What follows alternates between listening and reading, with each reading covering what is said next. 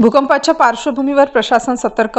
नाशिक जिल्ह्यात मागील वर्षभरात भूकंपाचे 45 धक्के जाणवले असून बहुतांश धक्के 4 रिश्टर स्केलपेक्षा कमी तीव्रतेचे आहेत. या पार्श्वभूमीवर जिल्हा प्रशासनाकडून शाळा, कारखाने आणि इमारतींचे सर्वेक्षण सुरू करण्यात आले आहे. या संदर्भात आज 3 तासांची महत्त्वपूर्ण बैठक घेण्यात आली. बैठकीत निपुण परफॉर्मन्स इंडेक्स DPDCच्या निधी वाटपाबरोबरच अनुदानित शाळांच्या प्रश्नावर चर्चा झाली. भूकंपाच्या पार्श्वभूमीवर प्रशासनाने काही ठिकाणी तांत्रिक यंत्रणा बसवली असून धोकादायक इमारतींना रेड मार्क आहे का याची तपासणी केली जात आहे. 6 ठिकाणी भिंतींचे पंचनामे करण्यात आले आहेत. त्र्यंबकेश्वर तहसील प्रशासनालाही आवश्यक सूचना देण्यात आल्या आहेत. भूस्खलनाच्या 2 घटना. जिल्ह्यात भूस्खलनाच्या 2 घटना घडल्या असून पावसामुळे पाणी जमिनीत मुरल्याने काही भागात धोका निर्माण होऊ शकतो. मात्र सध्या कोणताही मोठा धोका नसल्याचे प्रशासनाने स्पष्ट केले आहे. कांदा खरेदीच्या तक्रारींची चौकशी. देवळा आणि चांदवड परिसरातील कांदा खरेदीबाबतच्या तक्रारी नाफेड आणि NCCFच्या वरिष्ठ अधिकाऱ्यांकडे पाठवण्यात आल्या आहेत. डमी खरेदी आणि सडका कांदा याबाबत तक्रारींची दक्षता पथकाकडून तपासणी करण्यात आली आहे. कांदा तक्रारींची भारत सरकारकडून दखल.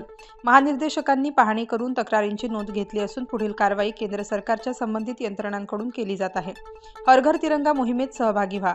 स्वातंत्र्य दिनाच्या पार्श्वभूमीवर जिल्ह्यात हर घर तिरंगा मोहीम राबवण्याच्या सूचना देण्यात आल्या आहेत. फलक आणि विद्यार्थ्यांनी घरांवर तिरंगा फडकवण्याचे आवाहन केले आहे. व्यसनमुक्ती आणि एक पेड माँ के नाम. सर्व शाळांनी व्यसनमुक्ती विरोधी जनजागृती मोहीम राबवावी. तसेच एक पेड माँ के नाम उपक्रमात नागरिकांनी सहभागी व्हावे असे आवाहन करण्यात आले.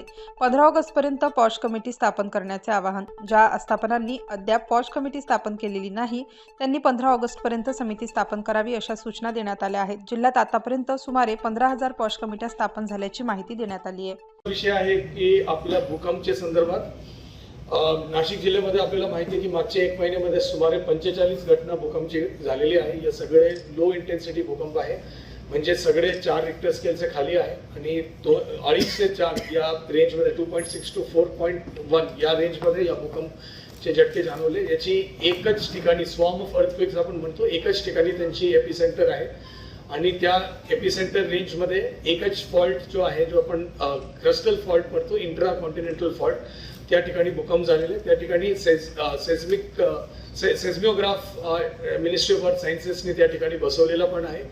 या भूकंपामुळे 2 प्रकारच्या जो गोष्टी मी आधी पण ज्या वेळ माझी चर्चा झाली आपल्याला सांगितलं होतं की 2 प्रकारच्या गोष्टी याच्यामध्ये होण्याची शक्यता असते. सर्वप्रथम जो आहे की काही ठिकाणी बिल्डिंग्समध्ये क्रॅक्स येऊ शकतो आणि ज्या ठिकाणी लोड बेरिंग स्ट्रक्चर अगर व्यवस्थित नसेल तर ते क्रॅकचं प्रमाण मोठं पण असू शकतो.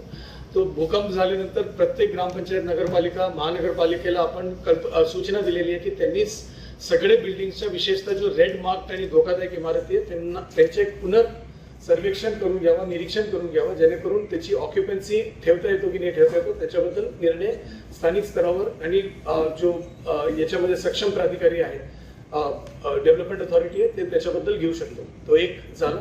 त्याच्यामध्ये कुठल्याही बिल्डिंगला या भूकंपानंतर त्याला जो आधीपासून रेड मार्क होते तेच राहिलेलं आहे. या भूकंपानंतर कुठल्याही बिल्डिंगला कुठल्याही प्रकारची हानी झाली. काही बिल्डिंग्सला जो नुकसान झालेलं आहे ते नुकसान सुपरफिशियल आहे, म्हणजे ते फक्त काही ठिकाणी वॉल पुट्टी निघाली होती, काही ठिकाणी काही भिंतला काही हे झाले, काही ठिकाणी जरासे सिरियस होते.